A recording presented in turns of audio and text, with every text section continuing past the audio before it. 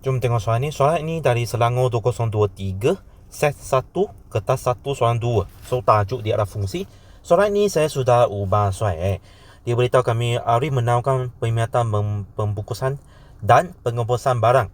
So, harga kos bagi setiap pembungkusan barang ialah RM4.50 dan harga jualan lah. Jualan di sini maksudnya dia charge pada customer lah, ialah RM5.30.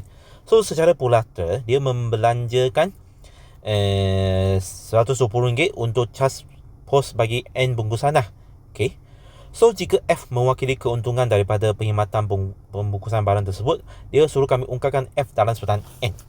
So, tak kisah dia pos berapa barang, dia pos satu barang ke, pos dua barang ke, dia akan mengeluarkan 120 untuk cas pos kan.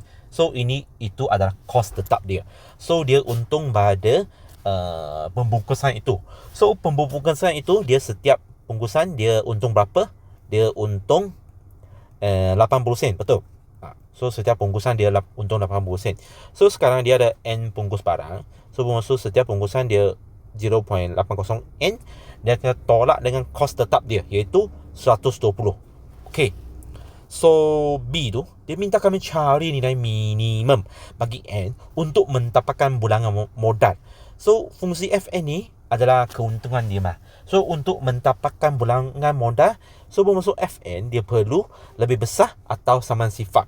So, bermaksud 0.80 N tolak 120 lebih besar atau sifat N. So, bermaksud 0.8 lebih besar daripada 120. So, bermaksud sini ada N. So, bermaksud N lebih besar atau sama dengan 150. So, bermaksud nilai minimum N adalah 150.